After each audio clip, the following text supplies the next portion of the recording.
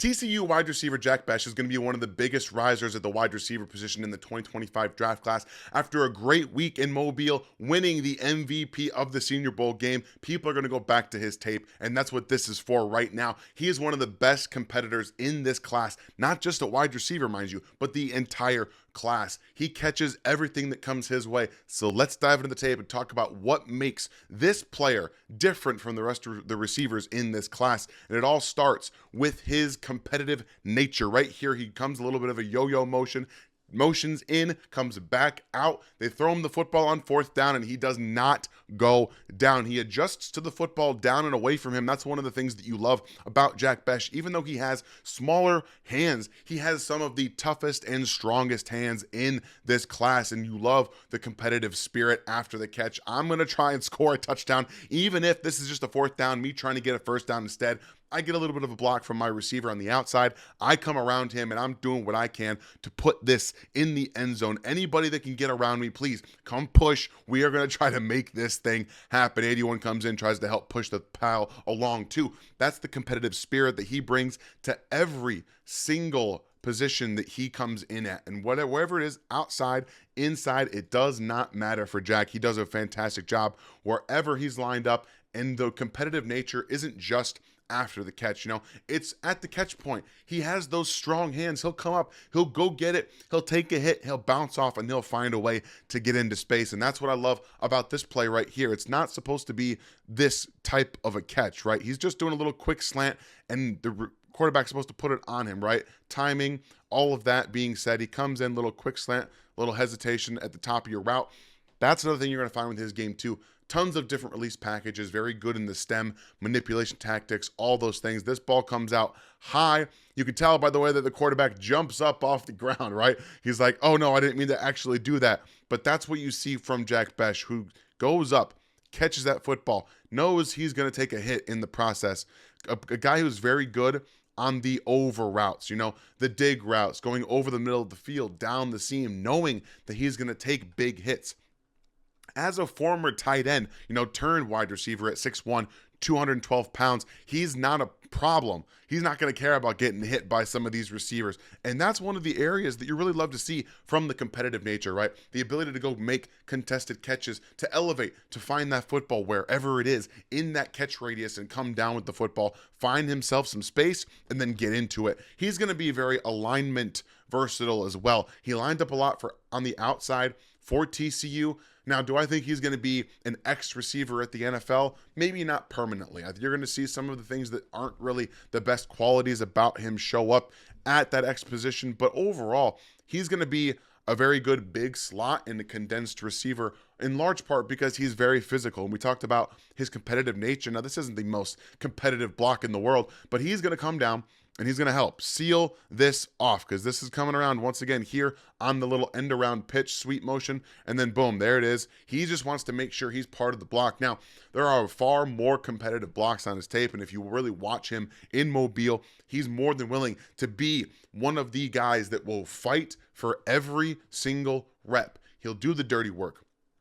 And he'll be playing on special teams too. He'll come in, he'll want to block defensive ends. You're not going to get him to shy away from blocking anybody. So this isn't, again, it's not the best block in the world, but condensed formations, wide receivers for him, playing that block down, seal off at the edge, can really be an area where he gets amplified in the NFL. And some of the offenses that we're seeing run these condensed formations because they can get to the outside. They can do a lot of different things from it. They can be scheme versatile. Jack Bech fits that very well. Here he is once again on the outside, showing a little bit of soft press from the DB. He's going to give a little bit of outside, boom, intention, and then comes right back over the middle part of that DB, lines him up to the outside, and takes off over the front.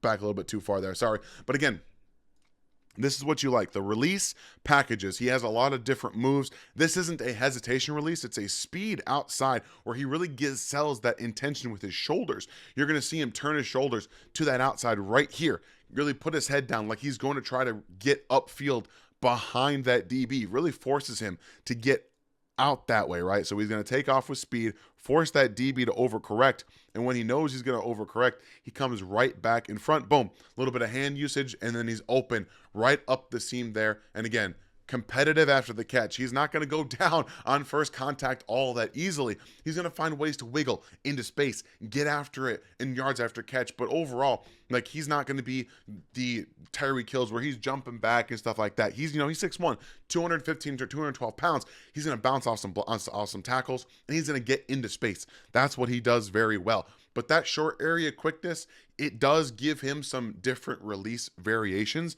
where he can create that quick separation. The problem for me is the reacceleration right after the catch. He's going to make some good moves into space, but overall, he's not going to have that burst, the lateral juice, the vertical juice to get upfield and create that separation.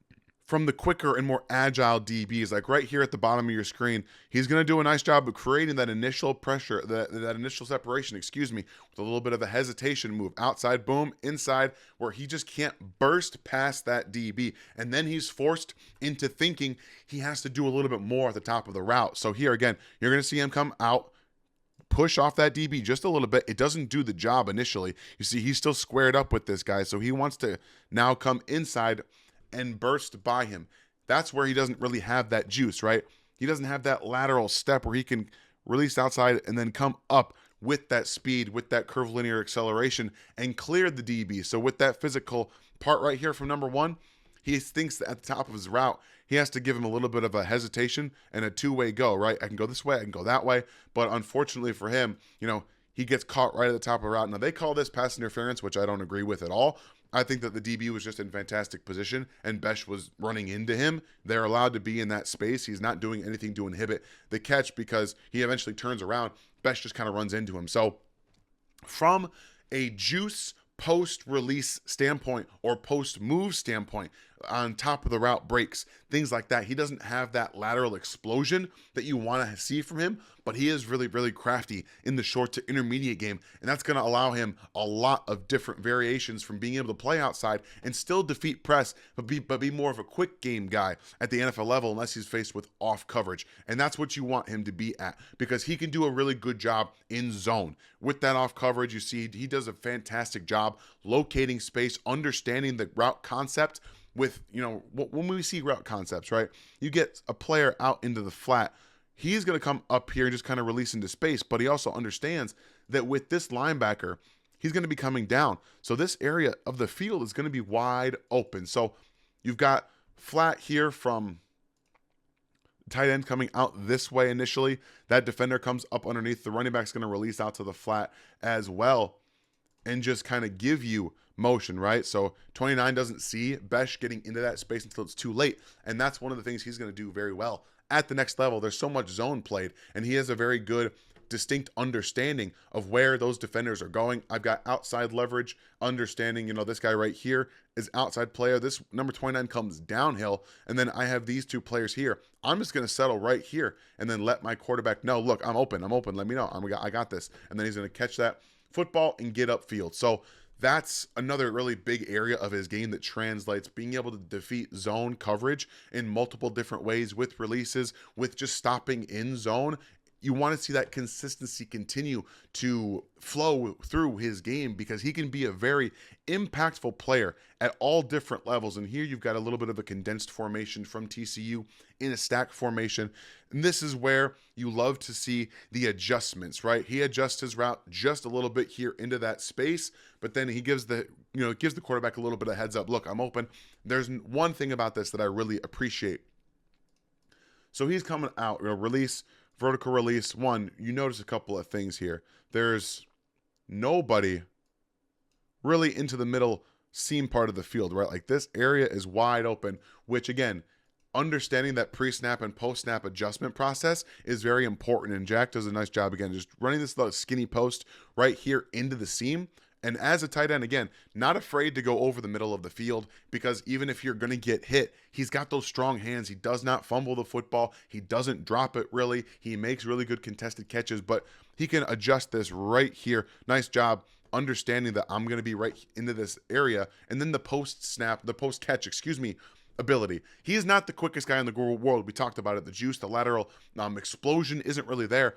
But to his credit, once again, understanding where the defenders are, he has a very good awareness, and he can see those spots right there. Nice agility as well, flexibility to come up underneath that player and then come around.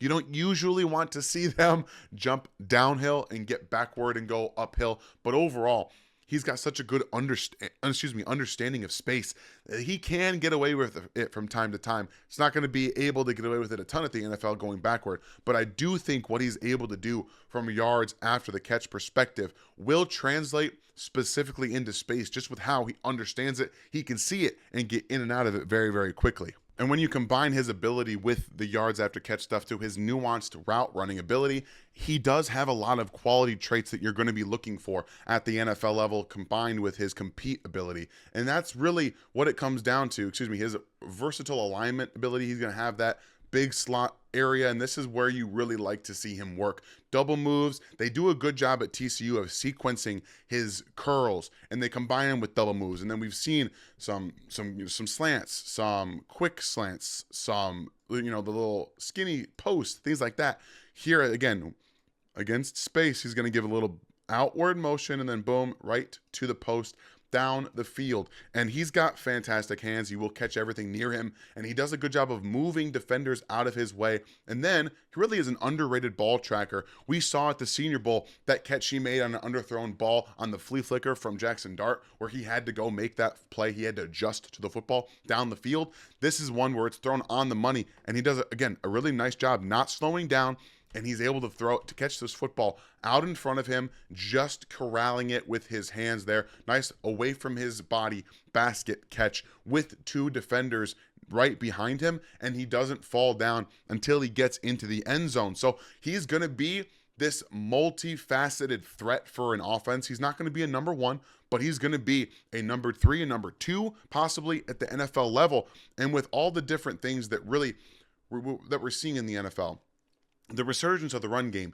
he's a competitive blocker. You can move him down into a almost tight end look, considering he did play tight end at one point. He's going to be a competitive player. He's going to do all the dirty work. He'll play special teams. He's going to do whatever you ask of him. And then that's what NFL teams are going to love. That he will come in, he will be ready to work. He will just continue to get better inside your system each and every day. And on top of it, he's a very nuanced short area quickness player. While he doesn't have that acceleration, that burst to really threaten deep for some of these DBs and really get after them after he makes them miss, you will see quick explosion in that short area just to create a little bit of separation, and he translates it into zone feel and being able to make some guys miss in space after the catch and get into space for more yards there. So competitive player who's going to do a lot of really nice things for you. Maybe he won't test out of the gym at the combine, but overall, what we are seeing from Jack Bech is the continued work. Even though it's just one season of true production at TCU, what we saw is not fake. It's continuing to show throughout the process. And when he got in Mobile and did it against some of the best out there, that's what translates, and that's what's going to continue because it goes back to the tape, and he showed it there this year at TCU. So I hope you guys enjoyed this breakdown of TCU wide receiver Jack Bech becoming one of my favorite players to watch with that high competitive spirit. If you're new to the TDN YouTube channel here, please hit that sub button right now, hit the like on the way out, and I'll see you guys next time.